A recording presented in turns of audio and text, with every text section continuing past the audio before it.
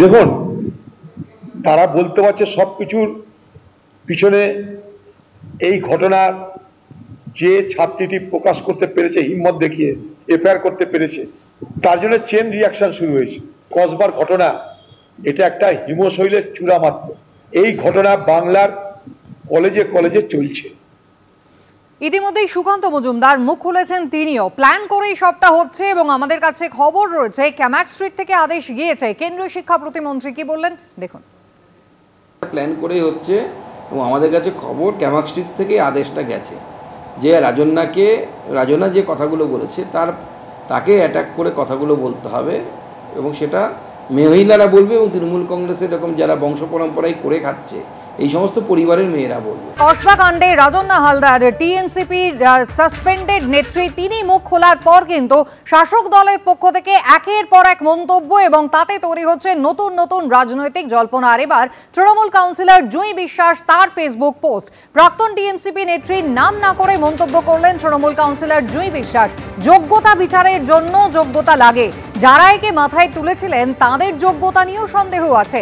না নেত্রী হওয়ার যোগ্যতা রয়েছে, না অভিনেত্রী, দুদিন এসেই নেত্রী হলেন, কটাক্ষ করেছেন তৃণমূল কাউন্সিলর।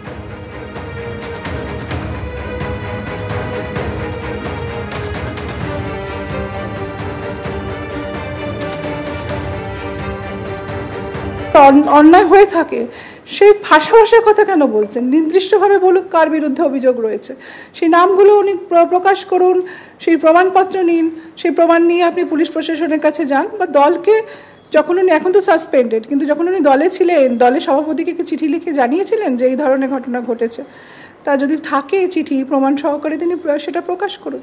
তাহলে কেন এরকম করছেন তিনি, আপনার কি ব্যাখ্যা?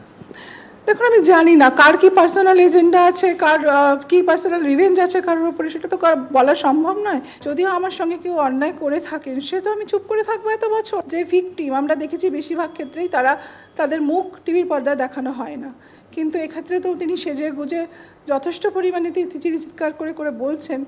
আমার এখানে কিছুটা ডাউট লাগছে যে এখানে অন্য কোনো কিছু ব্যাপার রয়েছে। আর যদি সত্যিকারে তিনি নির্যাতিতা হন বা শিকার হয়ে থাকেন অন্যায়, তাহলে নিশ্চয়ই প্রমাণ, সেই সমস্ত নাম নিয়ে উনি অভিযোগ করুক, পুলিশ প্রশাসনের কাছে যাক, আইনের পথে চলবে। আমার দুঃখ লাগছে এইখানেই যে আমাদের এই সময় দাঁড়িয়ে ধর্ষকের বিরোধিতা করা উচিত।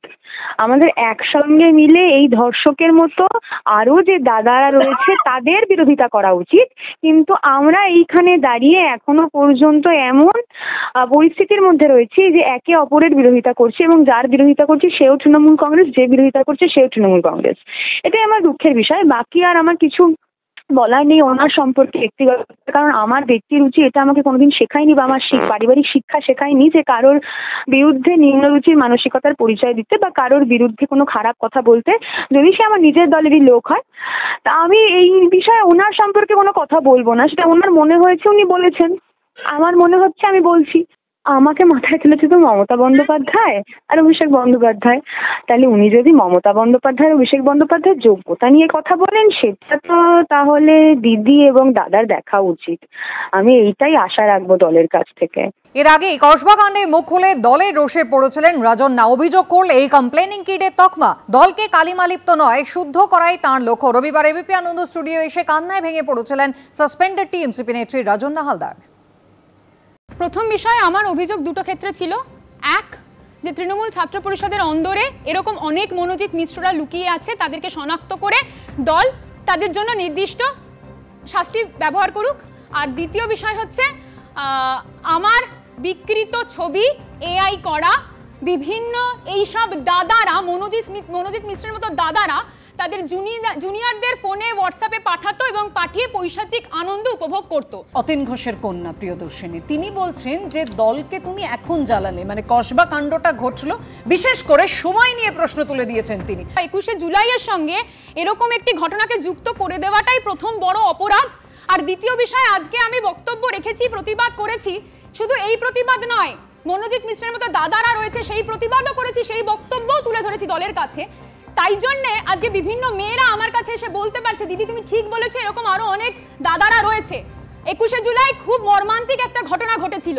আমরা চাই না 21শে জুলাইয়ের মতো 9 আগস্ট বা 25শে জুন স্মরণীয় দিন হয়ে থাকুক তৃণমূল কংগ্রেসের কাছে, তাই প্রতিবাদ করেছি, তাই বলেছি। দাদাগিরি চলার যে বিষয়টা, মনোজিৎ মিশ্রের মতো দাদাগিরি চলার বিষয়টা প্রায় 3 বছর ধরে বা 2 বছর ধরে নিশ্চয়ই চলছে। আমি তো 2019 সাল থেকে এই দলে সক্রিয়ভাবে রয়েছি। আমি যবে থেকে এসেছি তারপর 2023-এর পর থেকে আমি এই সক্রিয় চলাটা খুব ভালোভাবে দেখতে পাচ্ছি। এই মুহূর্তে দাঁড়িয়ে প্রাসঙ্গিক হোক নারীর নিরাপত্তা কলেজ প্রেমিসেসে, সেই কারণে আমি এবং প্রান্তিক চক্রবর্তীকে চিঠি দিয়েছি বিসিসিআই কে, প্রধানমন্ত্রীকে, সিএম কে, এডুকেশন মিনিস্ট্রিকে, এবং সেই চিঠিতে এটা উল্লেখ করা রয়েছে এবং সেই চিঠিতে এটা বলা রয়েছে যে কলেজে ফিমেল গ্রিভান্স সেল নেই।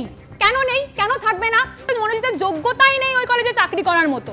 যোগ্যতা যার নেই সে কি করে ওই কলেজে চাকরি পায়? আমার প্রশ্ন এখানে। আজকে মনোজিৎ যদি যোগ্যতা সম্পন্ন হতো, ওই কলেজে যদি চাকরি পেত, আমার কিন্তু এই প্রশ্ন থাকতো না। আমি কিন্তু এই প্রশ্ন তুলছি মানে দল বিরোধী এটা নয়, আমি কিন্তু দলের একনিষ্ঠ কর্মী। বারবার এটা আমাকে প্রমাণ দিতে হচ্ছে, সীতার ওই ধরনী ফাঁক হয়ে যাওয়ার মতো এটা আমি বলছি না। আমি এইটা কথাটাই বারবার তুলে ধরছি, আমি দলকে শুদ্ধিকরণ করার জায়গায় নিয়ে আসছি। আমি এই দায়, আজকে মনোজিৎ মিশ্রের দায় আমিও এড়িয়ে যেতে পারি না।